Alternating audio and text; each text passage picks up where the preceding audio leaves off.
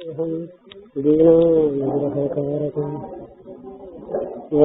मुकुंदमरविंददलायताक्षं कुंदेन्दुशंखदशनं शिशिरोपवेशम् इन्द्रादिदेवगणवन्दितपादपीठम् वृन्दावनालयमहम् वसुदेवसेनम् नवजलधरवरणं चम्पकोद्भासिकरणम् विकसितमलिनाश्रियम् विस्फुरन्मन्दहास्यम् कनकरुचिदुकूलम् चारुवर्हावतूलम् समतिनिखिलसारम् नौमि गोपीकुमारम् वंशीविभूषितकरान्नवनीन्द्रदाभात् पीताम्बरागरुणबिम्बफलाधरेष्ठात् पूर्णेन्दुसुन्दरमुखादरविन्दनेत्रात् कृष्णात् परं किमपि तत्त्वमहं न जाने।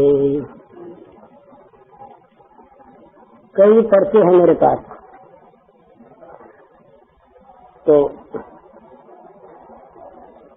भगवान की जैसी इच्छा होगी उनका उत्तर दिया जा सकेगा। अपना अपना उत्तर समझ लें। ईसाइयों के यहाँ बाइबल में इस तरह का प्रसंग आता है जिसमें कहा गया है कि सुई के छेद से ईंट भले ही गुजर जाए परंतु धनी मनुष्य को, धन वाले को, अमीर को कभी भगवत प्राप्ति नहीं हो सकती। ये बाइबल का एक प्रसंग है। तो अपने यहाँ ऐसी बात नहीं, धन हो या न हो, धन नहीं है पर धन की चाह है, धन में आसक्ति है, धन प्राप्त करने की इच्छा है, धन वालों से ईर्ष्या है, धन में ममता है, तो वो धनी भी वो निर्धन भी भगवान को प्राप्त नहीं कर सकता। और एक के पास धन ही है पर उसकी धन में आसक्ति नहीं, वो धन का अपने को स्वामी नहीं मानता, सृष्टि मानता है, भगवान की वस्तु मानता है और भगवान की वस्तु, भगवान की सेवा में निरंतर लगाता रहता है। इस प्रकार का धनी भी भगवान को पा सकता है। तो भगवान को पाने के लिए अपने यहाँ मानसिक त्याग की आवश्यकता है, मानसिक आसक्ति, ममता के त्याग की आवश्यकता है। परंतु ये भी सत्य है, हमारे ऋषि मुनि इसे उदासीन नहीं है। ये ऐसा नहीं मानते कि धन से प्रमाद नहीं होता, ऐसा नहीं मानते कि धन के द्वारा मनुष्य गिरता नहीं, गिरता भी है। बल्कि भागवत में तो एक जगह आया है, एकादश में एक अर्थ से 15 अनर्थ पैदा होते हैं। और ये एकादश के 23वें अध्याय में शायद है, एक अर्थ से 15 अनर्थ पैदा होते हैं। इसलिए ये अर्थ नामक अनर्थ है। अर्थ नामक अनर्थ से अच्छे बुद्धिमान लोगों को दूर रहना चाहिए, ऐसा कहा। और जहाँ अर्थ की बात आई, संसार के भोगों की बात आई, वहाँ ये कहा कि भोग तुम्हारे पास हैं, ये तुम्हारे नहीं है, भगवान के हैं। भगवान की सेवा में लगाते रहने के लिए तुम्हें प्राप्त हुए हैं। तुम यदि इनको अपना मानोगे तो तुम दंडनीय होगे। इतने कठोर शब्दों में कहा, भागवत का वाक्य है और आज का नहीं, पर आज का कम्युनिज्म इसके सामने नहीं ठहरता। यावत बृहत जठरम तावत सत्य ही देहनाम अधिकम योगी मन्येत तेने दंड मर्रति। कहते हैं जितने से पेट भरे, यावत बृहत जठरम, जितने से पेट भरे उतने पर तुम्हारा अधिकार है। तावत सत्वम, इतना तुम्हारा सत्व है। इससे ज्यादा पर जो अपना अधिकार मानता है क्या तेनो दंड मरती, वो चोर है, उसको दंड मिलना चाहिए। ये भागवत में नारद के शब्द है। चोर बताया, अपना है ही नहीं। समाजवाद का सिद्धांत कहता है कि जो सरप्लस है किसी व्यक्ति के पास वो समाज का है, और यहाँ ये कहते हैं सारा समाज का, तुम्हारा कुछ है ही नहीं, तुमको तो केवल जितना तुमको खाने के लिए बिल्कुल आवश्यक है मेहनतानों के रूप में, प्रसाद के रूप में, उतना तुम ले सकते हो, इससे ज्यादा पर अपना अधिकार मानना चोरी करना है। एक गीता का एक श्लोक है, इसका यह समझे में किया जा सकता है, यज्ञ शिष्टा संतो मुच्यन्ते सर्व किल विषयी भुंजते ते त्वघम तापा ये पतंत्यात्म कारणात्। यज्ञ से सबको सबका हिस्सा देकर जो बचे, ये अपना जो पंच महायज्ञ है ना, इसका व्यापक बड़ा सुंदर रूप है। 5 प्रकार का समाज का विभाग है, उन 5 का परस्पर संबंध है, 5 से ही 5 के जीवन निर्वाह होते हैं। ये जो प्राणी समुदाय है यहाँ पर, ये विशाल विराट समाज, तो 5 भाग के देवता, ऋषि, पितर, मनुष्य और इतर प्राणी। यदि देवता ठीक ठीक काम न कर सकें, देवताओं को पुष्ट न रखा जाए, कि अग्नि, वायु, जल, सूर्य, चंद्र इन सब के काम अस्त व्यस्त हो जाए तो जगत ध्वंस हो जाए। इनके अभिमानी देवता जो सगुण साकार हैं, वो और ये कहीं है कि देवताओं का यज्ञ करना, देवताओं की तृप्ति करना। जिन ऋषियों ने जीवन भर तपस्या करके ज्ञानार्जन किया और ज्ञान का वितरण किया, उन ऋषियों को आप शायद जानते होंगे, जहाँ रूस में अत्यंत साम्यवाद है, वहाँ की एक व्यवस्था है कि जो वहाँ के विचारक हैं, अन्वेषक, बड़े वैज्ञानिक, उनकी कॉलोनी अलग रखी जाती है और उनके लिए व्यवस्था अलग है। वो रात दिन सोचा करते हैं, वो यदि खेत में जा करके मजदूर की भांति शारीरिक श्रम करेंगे, जहाँ शारीरिक श्रम की अत्यंत महत्ता है, उसमें श्रम के बिना तो कुछ नहीं कर सकता, वहाँ शारीरिक श्रम करने वालों के साथ उनका इतना भेद रखा गया है कि वो लोग अलग रखे जाते हैं, क्योंकि उनका काम मस्तिष्क से तत्व का अन्वेषण है। वो अगर ये कुल्हाड़ी लेकर के घास काटने में लगे, खेत में हल चलाने में लगे, तो विज्ञान आएगा कहाँ से? ये चंद्रलोक तक जो भेजने की बात कर रहे हैं, ये कहाँ से बन सकेगा खेती करने वालों के द्वारा? तो उनके लिए वहाँ पर भी अलग कॉलोनी बसी हुई है, अलग उनकी व्यवस्था। आज उनके किसी का बच्चा हो गया तो उनको चिंता नहीं करनी पड़ती, पेट के पास खबर जाती है अपने आप, और उसके बच्चे के दूध का इंतजाम अलग होता है, जिससे उसके पिता माता को अपना अन्वेषण छोड़कर दूसरी तरफ मन न देना पड़े, ये व्यवस्था। तो ये ऋषि यज्ञ है, ये ऋषि तर्पण है। ऋषियों को, जो वर्तमान ऋषि, जो अतीत काल के ऋषि, जिन लोगों ने जीवन भर तपस्या करके समाज को ज्ञान दिया, ज्ञानार्जन किया, ज्ञान दिया, एक भाग वो। तीसरा भाग पितर, हमारे जीवित पितर भी, हमारे पितृस्थानीय गुरुजन भी, और हमारे पूर्व काल के हुए ये हमारे पूर्वज भी, ये सब हमारे पितर, इनकी तृप्ति बड़ी आवश्यक। इनके बिना समाज में पालन हो ही नहीं सकता। इनका आशीर्वाद, इनकी कृपा, इनका स्नेह, इनका वात्सल्य, ये समाज का जो बाल समुदाय है, जो भविष्य में जाके बड़ा होने वाला है, उसकी रक्षा हो नहीं सकती अगर ये गुरुजन न संभालें। तो इनकी बड़ी आवश्यकता। इनका चौथे में मनुष्य, यदि मनुष्य ये कहे कि मैं अकेला अपना सारा काम कर लूंगा जीवन निर्वाह का, तो झूठ बोलता है या पागल है। अकेला मनुष्य कुछ कर नहीं सकता। इसके समाज के मनुष्यों की, अब सब तरह के लोगों की, मकान में रहना है तो बढ़ई की आवश्यकता है, कुम्हार की आवश्यकता है, खाना खेती करने वाले की आवश्यकता, जितने भी समाज के अंग हैं, जितने मानव हैं, सबकी आवश्यकता है। इनके बिना काम नहीं चलता। तो इनका एक भाग, 5वां भाग है इतर प्राणियों का।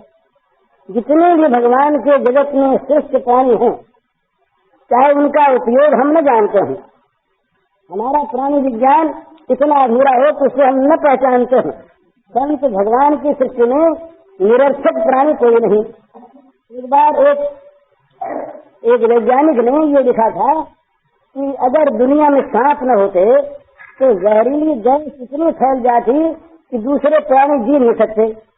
कि सांपों का सृजन इसलिए कि सांप विषैली गैस जहरीली गैस पीते रहते हैं, तो जहरीली गैस गोया फैल नहीं पाती और इससे इतर प्राणी समाज की रक्षा होती है।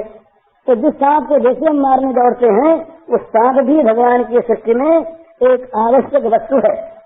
तो जितने ये देवता, पितर, ऋषि, मनुष्य और ये इतर प्राणी, इन सब का हमारी कमाई में हिस्सा है। क्यों? इन सब के द्वारा हम पाते हैं। अगर इनका हिस्सा इनको लगे तो हम चोर हैं ही, हम पाप खाने वाले हैं, सीधी बात।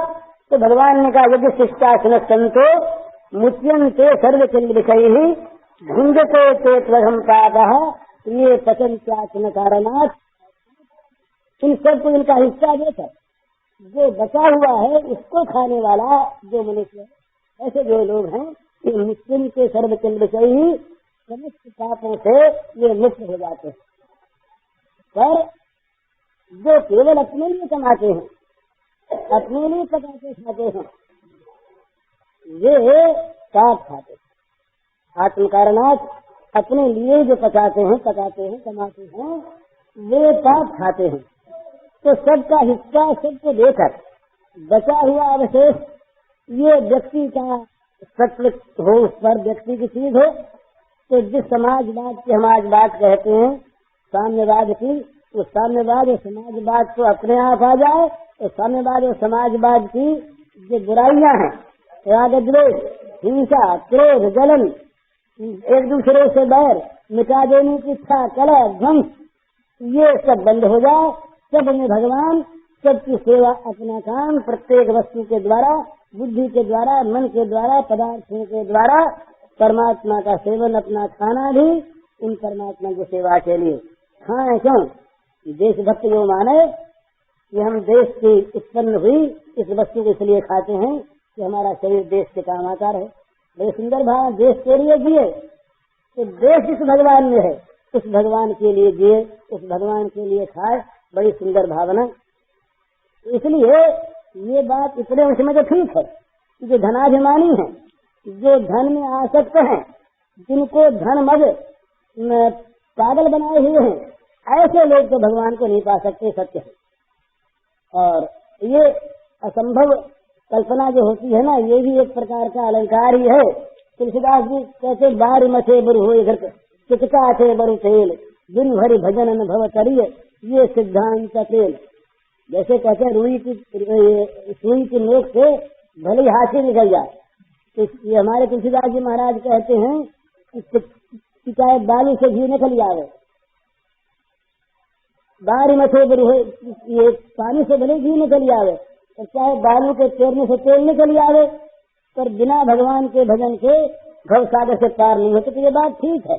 जो धनमदांध हैं, जो धन के ही गुलाम हैं, जो धन के मद में उन्मत्त हैं, सचमुच उनके लिए भगवान की प्राप्ति असंभव। पर धन होना ही बुरी चीज नहीं।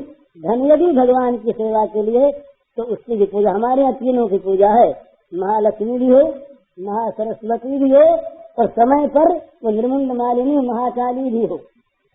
महाकाली की भी उपेक्षा नहीं है। मृत्यु महाकाली का रूप है, सृजन ये सरस्वती का रूप है, और पालन ये महालक्ष्मी का रूप है। तीनों की आवश्यकता, तीनों के बिना काम नहीं चलता। तो अपने यहाँ ये हिंदू धर्म में, हिंदू शास्त्र में ये लक्ष्मी का अपमान नहीं है, तिरस्कार नहीं है। इसीलिए हमारे चतुर्वर्ग पुरुषार्थ में अर्थ, धर्म, काम, मोक्ष चारों, अर्थ भी हो, धर्म और काम भी हो, तो अर्थ और काम दोनों हो धर्म के द्वारा नियंत्रित, और उनका लक्ष्य हो भगवान मोक्ष। तो मोक्ष को लक्ष्य में रखते हुए धर्म पूर्वक अर्थोपार्जन और उससे कामोपभोग, ये पुरुषार्थ के अंतर्गत है, पाप नहीं। इस बात को समझ लेना चाहिए कि धनासक्ति हमारे वेद में तेने चच्चे न भंगी था, भोग का विरोध नहीं है, भोग की आसक्ति का विरोध है, भोग में ममता का विरोध है। भोग यदि भगवान के लिए रहे और उस भोग को यदि हम बचा हुआ लें तो ये भगवत प्रसाद है। भगवान का प्रसाद खाना पाप नाश करने वाला है।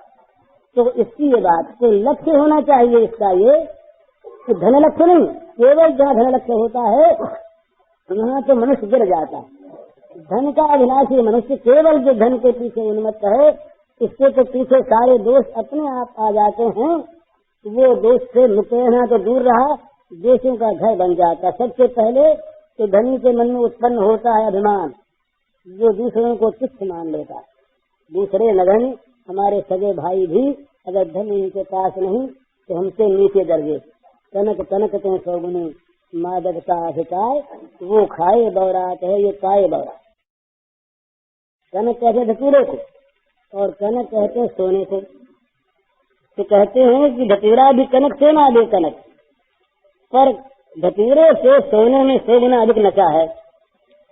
क्यों अधिक नशा है? 100 गुना कि धतूरा के खाने से पर नशा करता है, और जो सोना जहाँ मिल गया वही नशा आ गया। और जहाँ सोने के नशे में, धन के नशे में उन्मत्त हो गया, ईश्वरों में हम भोगी, हम भगवान, हम ईश्वर, हमारे समान है कौन? तो ऐसे लोग तो तपन की नरके सुखम, ये हमारे भगवान की वाणी है कि नरके में जाते हैं तो संदेह नहीं। परंतु धन वस्तु बुरी है सेवात में। धन यदि भगवान की सेवा में लगाने के लिए किसी के पास रहे और वो भगवान की सेवा में ईमानदारी से, सच्चाई से, लोभ का त्याग करके, अपनी चीज न मानकर, किसी पर एहसान न करता हुआ, बदला न चाहता हुआ इसका उपयोग करता रहे, तो वो धन भगवान की प्राप्ति का प्रत्यक्ष साधन बन जाता। कोई संदेह नहीं। किसी क्रिया और किसी वस्तु से कोई द्वेष नहीं है। क्रिया और वस्तु ये विभिन्न होती हैं, रुचि के अनुसार होती हैं, अपनी अपनी परिस्थिति को लेकर के होती हैं। पर भाव जो है भगवत भाव, भगवत प्राप्ति की इच्छा, लालसा, भगवत प्राप्ति के लिए इसका प्रयोग, ये असली चीज है। वस्तु के द्वारा हमारे यहाँ विभूति योग है गीता में, तो मैं उसमें देखा करता हूँ कि विभूति योग का ये भगवान को पाने के विभिन्न साधन बताए इसमें सबके लिए। अब भाई मथुरा बेचारा कहाँ जाए गीता सुनने के लिए, इसको ना चलानी है। ये तो समुद्र में रहता है, कहीं दूर नदी में रहता है, ऐसे प्रदेश में जहाँ सत्संग वाले लोग जाते नहीं, उनका सम्मान उमान होता नहीं, तो वो जाते नहीं। तो वो मछुआरे बेचारे क्या करें, उनको बताया कि भाई तुम ये काम करो, जिस नदी में समुद्र में रहते हो वहाँ सबसे बड़ा जो जानवर है इसको भगवान मानो। घड़ा नाम मकरश्चास्मि, भगवान ने कहा कि जल जंतुओं में जो मगरमच्छ है वो मैं हूँ। तो क्या होगा, इसकी बुद्धि में भगवान कहीं आ गए और एक मगरमच्छ आधार मिल गया, प्रतीक मिल गया, तो मगर भगवान मगर भगवान मगर भगवान, ये करते करते इसका मन भगवदाकार हो गया, मगर मिट गया, भगवान मिल गए। प्रतिमा पूजन में क्या है? इसीलिए हिंदू बुद्ध परस्त नहीं है। हिंदुओं पर जो लांछन लगाते हैं कि दूसरे धर्म वाले कि ये तो बुद्ध की पूजा करते हैं, पत्थर पूजने वाले हैं। हम कहाँ पत्थर पूजते हैं, हम कहाँ बुद्ध परस्त हैं, बुद्ध पूजते हैं। हम तो उस प्रतीक में भगवान को पूजते हैं। जहाँ तक प्राण प्रतिष्ठा नहीं होती हम उसको भगवान नहीं मानते। वही मूर्ति जब तक दुकान में पड़ी है हम कहाँ उसको भगवान मानते हैं। घर में ले आए भगवान है ये मान लिया तो भगवान की पूजा शुरू हो गई। उस बुद्ध की नहीं, उस चित्र की नहीं, इस पत्थर की नहीं, उस लोहे की धातु की नहीं, भगवान की। तो जैसे वो भगवान, वो लोहा मिट्टी भगवान नहीं, यद्यपि वो भी उस से भगवान ही है, व्यापक एक वस्तु तत्व के हिसाब से, पर वो चीज अलग रही। पर इसलिए जो हमारी भावना है वो भगवान की भावना है। इसी प्रकार से ये वस्तु कोई सी भी हो, क्रिया कोई सी भी हो, हमारा भाव यदि इसमें भगवत भाव है, भगवत की प्राप्ति का वो साधन है, तो हमारे लिए वो साधन बन के हमको वहाँ ले जाएगा, कोई संदेह नहीं। इसलिए धनी लोग धन के द्वारा भगवान को पूज कर भी यदि पूजा के लिए होते, अभिमान न होते, आसक्ति न होते, ममता न होते, इसको भगवान की पूजा की सामग्री ही माने तो उस धन के द्वारा भगवान को पूज कर भगवान को पा सकते हैं। कोई संदेह नहीं इसमें। भगवान की पूजा होनी चाहिए और धन भगवान की चीज मानी जाइए, पूजा की सामग्री। तो इस दृष्टि से वो भगवान की प्राप्ति भाव से होती है। किसी वस्तु से इसमें आपत्ति भी नहीं आती और किसी वस्तु से इसमें कोई खास सीधी सहायता मिल जाए ऐसी बात भी नहीं। हम यदि जिंदर नाम ही जपे। एक नाम से भगवान उद्धार कर देते, कोई संदेह नहीं, परंतु नाम को जिंदर देश से चले जाएं, जिंदर देश से चले जाएं नाम को। एक रहा, एक महात्मा थे, तो उन महात्मा के पास एक सज्जन जाया करते। तो नाम महिमा का प्रसंग रहता है, बड़ा सुंदर भाव देखने का।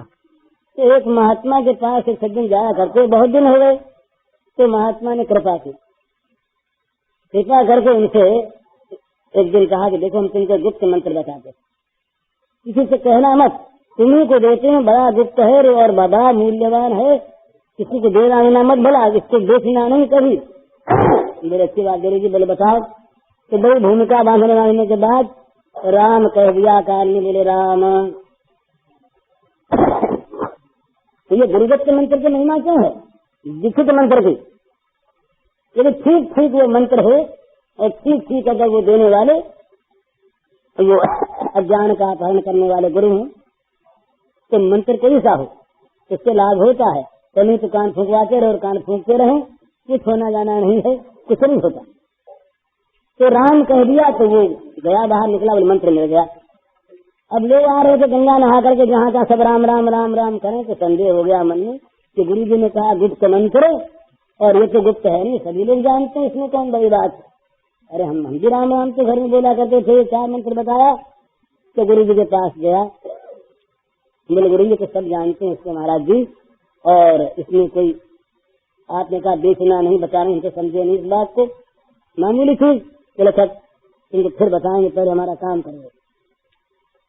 शुद्ध पुरुष थे, तो एक कोई चीज निकाल के, चमकीली चीज कोई गोल गोल पत्थर, बड़ा चमकता हुआ, बड़ा आभा वाला, तेज वाला, निकाल के दिया, बच्चा भैया इसको ले जाओ, और इसको ले जा करके बाजार में इसकी कीमत करवा चलाओ, बेचना नहीं, कुटवा चलाओ, ये इसकी अधिक से अधिक क्या कीमत है, चला वो ले करके। तो सबसे पहले गया तो एक सब्जी बेचने वाली मालिन बैठी थी, वो आगे बैठी, उसके पास गया, जाके बोला, बोले ये भैया ये हमारे पास ये पत्थर चमकीला है, तुम लोगी? उसने कहा हाँ ले लेंगे।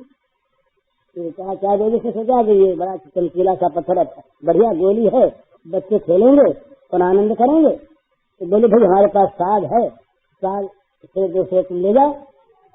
तो उसने कहा अच्छी बात है, तुमने इसके बदले में साग देना स्वीकार किया, तो मैं जरा घूम के आता हूँ पीछे। आगे गया तो वो किसी पसारी की दुकान पर पहुंचा, ये साधारण चीजें बेचने वाला, उनके पास गया, जाके बोला कि इसकी क्या कीमत, तुम लोग बना ले लेंगे। तो उसने भी देखा है बड़ा सुंदर, बेचारे के साथ इसके उठ जाए, कहीं कोई आ जाए, चमकीला है। तो कहा क्या दोगे? बोले ये मसाला है, नॉन मिर्च है, ये तुम ले जाओ 2-4-5 दिन के लिए, ₹1-2 का। उसने देखा ये मूल्य तो बढ़ रहा है, 2 से सब्जी के बाद ये तो ₹2 आगे बढ़ा। तो सुनार के पास गया, सुनार से कहा जैसे तुम लोग, वो काम करने वाला था, इसने देखा कि है तो बड़ी चमकीली चीज, असली चीज ऐसी हो नहीं सकती, तो अपने इसको 100 तुम बेच देंगे, और शायद ज्यादा बढ़ जाए। तो उसने कहा कि 50 रुपया देंगे। अब कहाँ 2 कहाँ 7-50 हो गए, आगे बढ़ेंगे। ये किसी एक व्यापारी के पास गया, उसने देखा कि भाई ये हीरा तो इतना बड़ा और इतना अच्छा कहीं मिलता ही नहीं है, संभव चीज है, ये कोई सुखराज है, गोल तराशा हुआ, इतना चमकीला बड़ा अच्छा, तो कोई धनी इसको ले जाएगा और अपने घर में रख लेंगे। अरे पैसे वाला आदमी अगर क्या चीजें पहनले तो लोग कहेंगे हीरा पहने, और गरीब आदमी को हीरा पहनले तो कहेंगे कि हीरा कहाँ से आया उसके पास। तो अपने घर में इसकी अंगूठी बना देंगे तो लोग कहेंगे इतना बढ़िया हीरा है। तो उसने कहा 1000 रुपये देंगे। अब 1000 हो गया तब वो आगे बढ़ा, एक जौहरी के पास गया, जौहरी तो उसको दिखलाया, जौहरी ने देखा ये तो चीज बढ़िया सुनी, इसकी तो कीमत न मालूम कितने लाख। उसने कहा 2 लाख रुपए देंगे। 1000 से 2 लाख हो गया, ये और आगे बढ़ा। एक बड़े प्रसिद्ध जौहरी थे, सबसे बड़े, उसके पास गया, उसने देख कैसे पहचान लिया। उसने कहा कि भैया ये किसी को बेचना मत, इस नगर की सारी जवाहरात तो सारा धन ये दे दिया जाए तो इसकी कीमत नहीं आती, है अमूल्य चीज है, बेचना मत। तो बोले ठीक। अब कीमत हो गई तो गुरु जी के पास लौट के आया, आकर के बोला देवी जी ऐसी बात हुई, 2 सेर सब्जी से लेकर के और अमूल्य तक आ गया, इसकी कीमत में 2 लाख तक का आदमी बोला ही फिर देखने तो बोले भैया यही राम नाम की चीज है, राम नाम को बेच दोगे तुम तो कौड़ी में तो कौड़ी का भी नहीं, खो दोगे तो लिया और खो दिया, और राम नाम को अगर रखोगे परम धर्म मान करके तो ये अमूल्य है, इसकी कोई कीमत नहीं।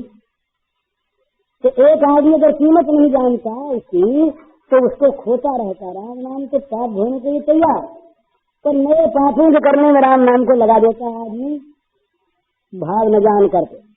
तो इसलिए ये चीज है कि भाव प्रधान है, कोई क्रिया या कोई वस्तु प्रधान नहीं। अतएव धनी आदमी अगर धन दुर्मदान्ध है, अगर वो धन में आसक्त है, धन के गुलाम है, तो सचमुच यही बात है वो भगवान को नहीं पा सकते। और निर्धन भी अगर धनासक्त है, वो भी अगर गृह दंड रखता है तो वो भी भगवान को नहीं पा सकता।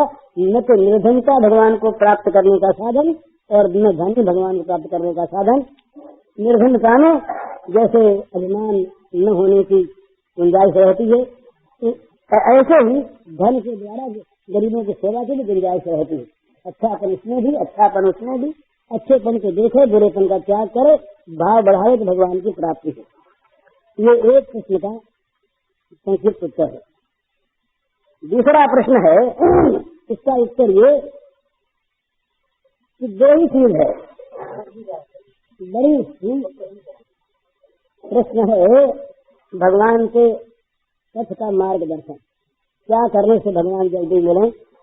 तो 2 चीज है बड़ी सीधी, और ये इसलिए मैं कहता हूँ कि मेरे पास इससे ज्यादा कर सकने योग्य कोई योग्यता कभी थी नहीं और है नहीं, और ये 2 भी पूरी नहीं हुई, इसलिए उन्हीं की बात कही जाती। इससे ऊंची बात बहुत हो सकती है, बहुत है। ये 2 बात तुलसीदास जी की, सकल अंग पद विमुखनाथ, मुख नाम की ओट लई है तुलसी पर पीत एक प्रभु मूर्ति कृपा। बस 2 ही बात, सारे अंग सारी इंद्रियां मन बुद्धि ये सब है प्रभु आपसे विमुख हो रही। अब ये झूठ बोल करके भले करने के हमारा मन भगवान में लगा, हमारी आंख केवल भगवान को देखती, हमारे कान केवल भगवान को सुनते, ये कह दे भले ही, पर अपने आप को देखें तो पता लगता है कि ये कुछ है नहीं। एक जीभ की चीज, कर्मेंद्रिय की, वाचा वाणी, ये वाणी अगर चाहे तो इसमें मन लगाने की बात नहीं, ये भगवान का नाम ले सकती है। तो मुख नाम की ओठ लई है। और दूसरी चीज पर बहुत जोर देते तुलसीदास जी, है तुलसी परपीत एक विश्वास है, एक विश्वास। तो क्या है, प्रभु मूर्ति कृपा मई, प्रभु का श्री विग्रह बना हुआ है कृपा से ही, बस यही आधार है। तो प्रभु के प्राप्त होने का, निर्विघ्न प्रभु के मार्ग में आगे बढ़ने का, सारी सुविधाओं मार्ग की प्राप्त करने का, प्रभु तक पहुँचने का सरलतम मार्ग है प्रभु की कृपा पर विश्वास और प्रभु के नाम का आश्रय। इससे बढ़कर कोई चीज सरल और नहीं है, ये सब कर सकते। बड़ी बारीक बुद्धि की आवश्यकता नहीं, बहुत सूक्ष्म ज्ञान की आवश्यकता नहीं, बड़े जय की आवश्यकता नहीं, चलते फिरते उठते बैठते सोते जागते सब समय जीभ से भगवान का नाम लें और मन में ये विश्वास कर ले कि भगवान की मुझ पर अनंत अनंत अपार कृपा नित्य निरंतर बरस रही है। उस कृपा के द्वारा मैं सरावेर हूँ, आगे पीछे बाहर भीतर ऊपर नीचे रात के दिन को सोते जागते जंगल में घर में सर्वत्र सर्वदा मुझ पर भगवान की कृपा बरस रही है। उसी में मैं सिक्त हूँ, डूबा हुआ हूँ निरंतर, डूबा हुआ हूँ निरंतर भगवान की कृपा के क्षेत्र से मैं कभी बाहर निकल नहीं सकता। ये है प्रभु को प्राप्त करने का सरल मार्ग। न करना चाहे तो कुछ भी नहीं कर सकता, न करना चाहे इसके लिए तो कोई बात नहीं, करना चाहे तो वो एक आदमी ये कहे, एक युक्ति संगत बात है कि 1000 रुपये आज मैं कमा लूंगा, तो वैसा ढंग बैठे न बैठे। पर एक आदमी ये कहे कि जीभ से अगर लखवा न मार गया तो 1000 नाम में ले लूंगा, और वो अगर लेना चाहे तो ले सकता है। रुपया नहीं कमा सकता पर 1000 नाम ले सकता है। जिह्वा वश वर्तिनी, जीभ हमारे वश में, और जीभ काम करती, जीभ बोलती तो उस जीव के द्वारा हम भगवान का नाम लें, हमें कौन रोकता? तो जीव के द्वारा भगवान का नाम मुख से मन लगे, निष्काम भाव हो, प्रेम हो, गुप्त हो, ये सर्वोत्तम।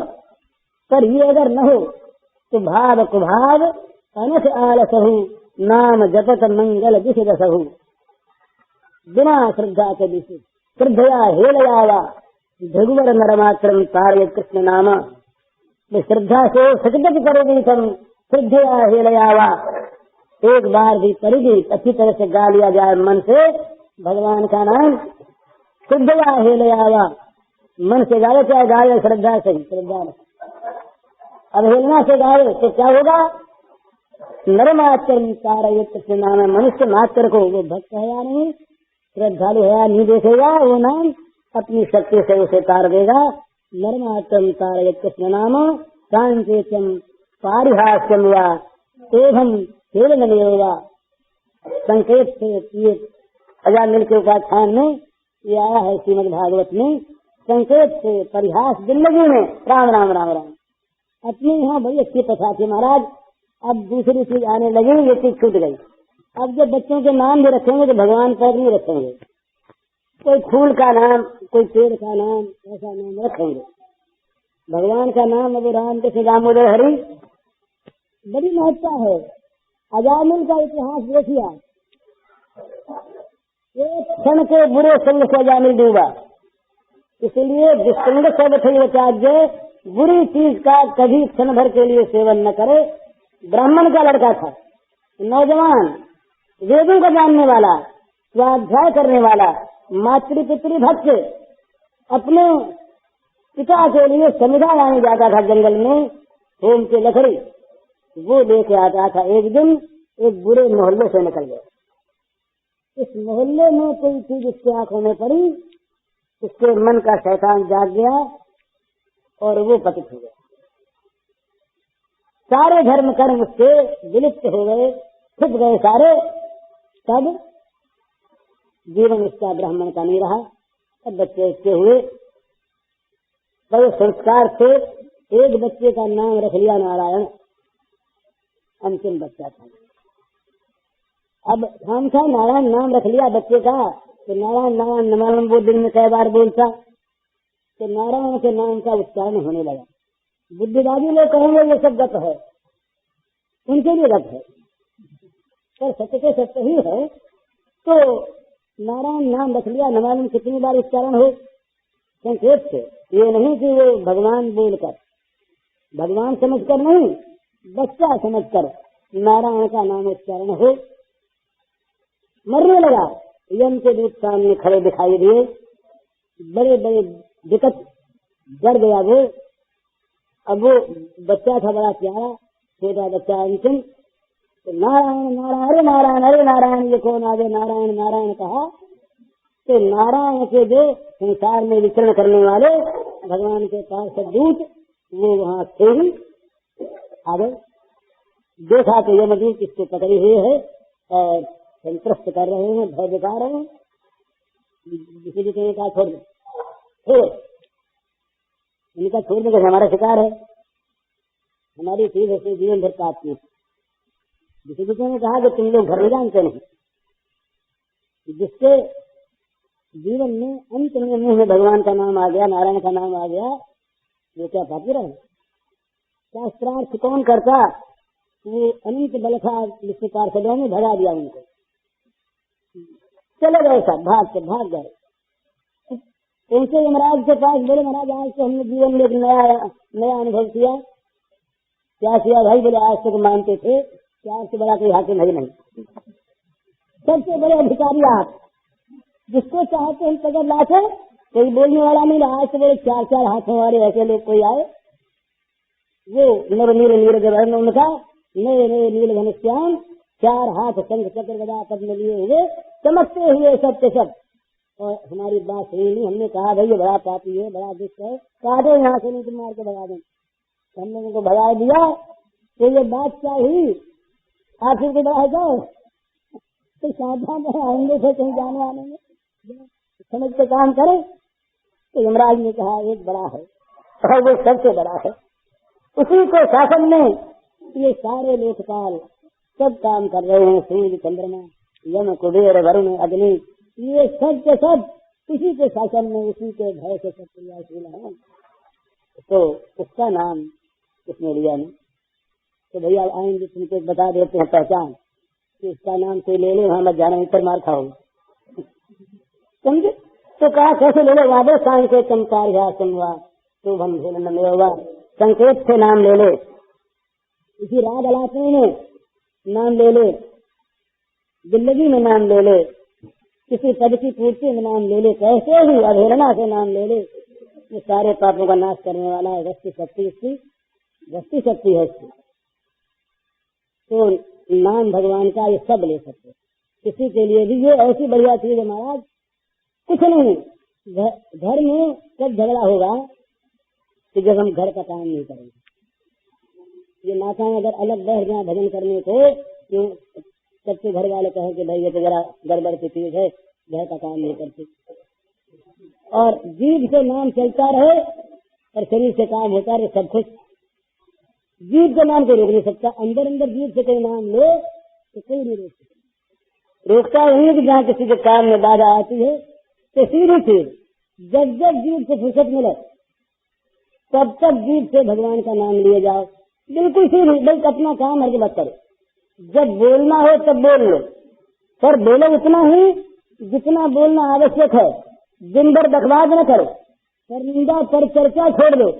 या तो घर के काम के बाद जितनी बोलनी आवश्यक हो उतनी बोलो, और शेष समय जब जीभ खाली रहे तब तक जीभ के द्वारा भगवान के नाम को रखो। न किसी का हर्ज है, न अपने कोई दिक्कत आई। और जब अभ्यास हो जाएगा तब जीभ अपने आप रखेगी, और जब रुचि हो जाएगी फिर तो स्वाद आने लगेगा, और जब रति हो जाएगी तब छूटेगा नहीं। अभ्यास, रुचि, रति तीन भेद होते हैं। तो रति होने के बाद छूटेगा नहीं, फिर तो वो जीवन बन जाएगा, भगवान का नाम छूटेगा नहीं। तो ये बड़ी सीधी बात है। सब लोग नियम करने तो बड़ा अच्छा, कुछ नहीं करना पड़े, काम सारा हो जाए। जीव को फुर्सत के समय भगवान के नाम में लगा दे। काम कैसे मत लगाओ बाबा, कोई बात नहीं, काम हर्ज मत करो, लेकिन इससे फिर ये होगा, पर निंदा छूटेगी, पर चर्चा छूटेगी, व्यर्थ की बात छूटेगी, झूठ कम हो जाएगा, नहीं रहेगा, मिट जाएगा। और वाणी पर भगवान आकर के बैठ जाएंगे, जिह्वा पर सारा काम हो जाएगा। भागवत ने कहा, ओ बद सुपचो तो गरीयान ये जिह्वाग्रे वर्तते नाम तुभ्यम ते पुस्तपस्ते जुहु ससुरारिया ब्रह्मानुचिर नाम गणंत ये देवहूति जी के वाक्य हैं। तो कहते हैं कि जिसके जीभ की नोक पर आपका नाम नाचने लगा, जिसकी जीभ के अगर भाग पर आपका नाम आ गया, वो चांडाल भी। ओ सपचे तो गरियान, गरियान वो महान श्रेष्ठ हो गया चांडाल। जिस चांडाल के जीभ के अगर भाग पर आपका नाम रहता है, उसने सारे तप कर लिए, सारे यज्ञ कर लिए, सारा वेदाध्ययन कर लिया, स्वाध्याय कर लिया, और सब यज्ञ कर लिए, जो आपका नाम लेता है। तो भगवान का नाम ये सर्व मंगलकारी, सबका मंगल करने वाला, सबका समान अधिकार, जो चाहे जब चाहे जहाँ चाहे वहाँ भगवान का नाम ले, मंगल ही मंगल भरा हुआ। और ये सीधी चीज है ना, बोले हमें कभी कोई चीज बताई जाए सब काम करें, सीधी चीज पर विश्वास नहीं होता। अरे कोई धनी रोगी हो कोई, इसको यदि वैद्य कोई क्वाथ वाथ बता दे, चाहे वो हो बड़ा अच्छा, तो लोग ये तो नमक मिर्च ठंडी जानते इसमें क्या रखा। और अगर लंबा निष्ठा लिख ले, कितना सोना, इतना चांदी, इतना बर्फ, इतना ये, इतना वो, और ये बड़े बड़े इंजेक्शन, इतना एक गोली 300 रुपए की, हाँ भाई इसमें ठीक काम है, 2000 रुपए का निष्ठा है। तो भगवान का नाम दिखता है सीधा। इसलिए जो अधिक बुद्धिमान है वो तो लेते नहीं, वो तो कहते हैं कि जैसे मूर्खों के लिए है, हम पंडितों के लिए थोड़े लिए, विद्वानों के लिए नहीं। वो नाम चाले, वो तो विकार में मग्न रहते। बड़ा अच्छा है, इसका विरोध नहीं, पर ये सीधी चीज इस नाते हम जैसे लोगों के लिए तो नाम ही अगर आगे चाले, ध्यान लगता नहीं, मन लगता नहीं, इंद्रियां वचने नहीं, बुद्धि अनिश्चय आत्मिका जगह जगह डोलने वाली, शरीर का संयम नहीं, तो क्या करें फिर? तो हारे तो हरे नाम, मेरी मन निर्बल के बलराम, अपबल तपबल और बाहुबल, चौथे बल है दान, सूर किशोर कृपा के सब बल, हारे से हरिनाम हार गया। क्या करे बेचारा वो, हरिनाम का सहारा ले, तो हरिनाम उसको अपने आप अपने बल से अपनी शक्ति से उससे कार देगा। विश्वास हमने के संतों को देखा, रामकृष्ण दास जी महाराज थे वृंदावन में, बड़े संत, इनके पास कई बार में गया तो वो एक ही बात करे, मेरे भैया नाम दे, और सारे झगड़े को छोड़े, नाम दे।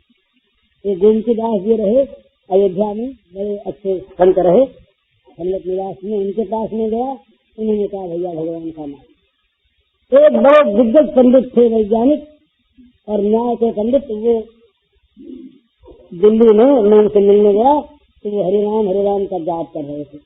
मैंने उनसे कहा कि ये क्या कर रहे हैं, बोले असली काम में लगे हैं। अब तक तो केवल वाणी से बकवाद करते थे, ये सिद्ध करना वो सिद्ध करना, इसमें लगना इसमें लगना, और अब असली काम में लगे।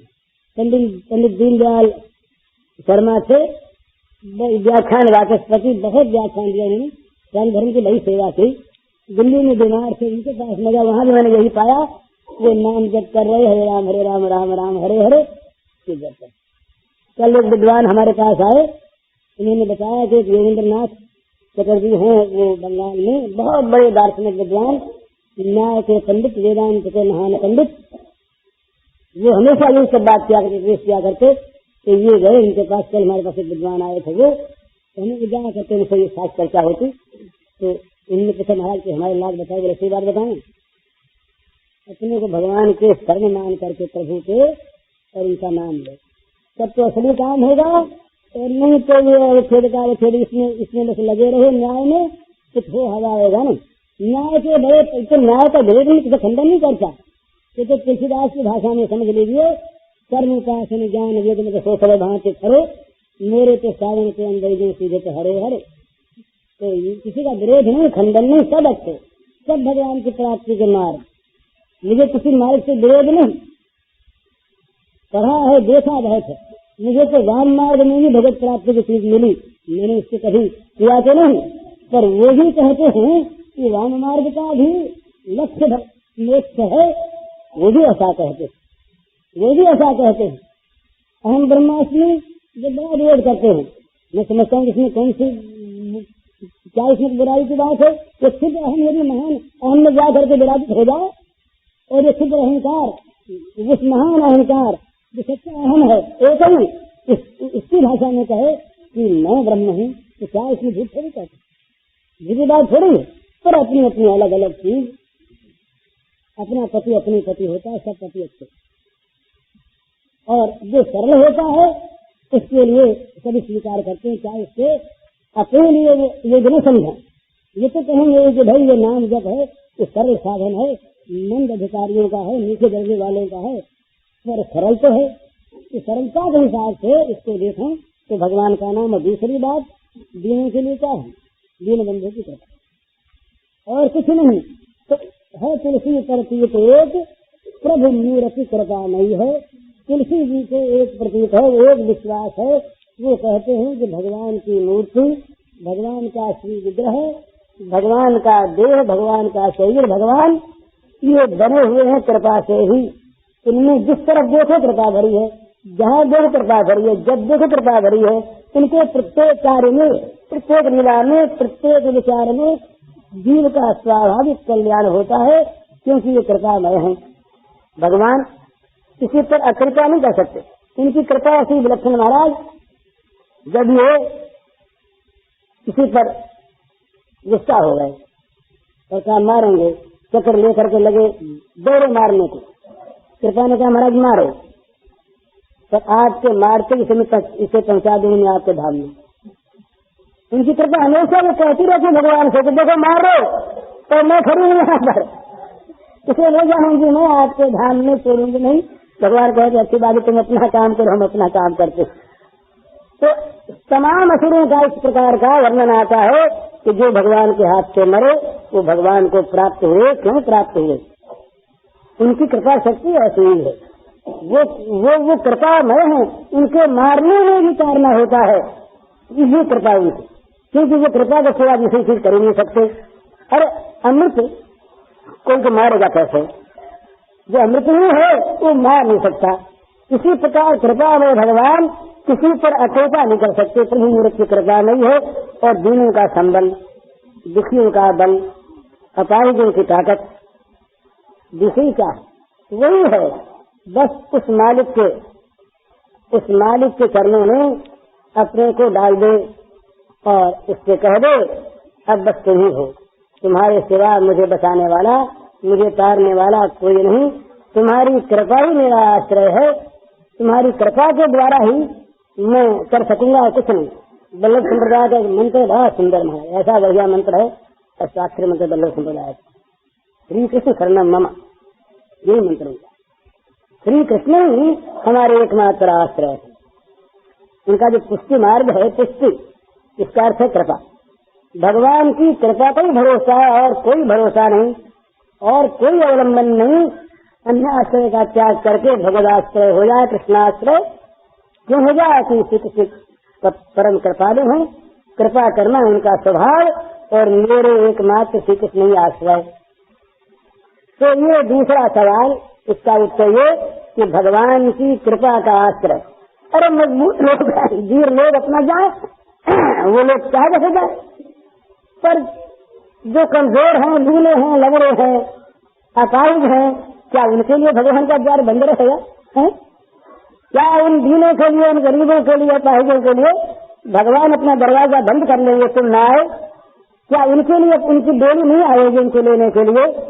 हैं तो फिर उस बल की महिमा है, चाह की महिमा कहाँ है?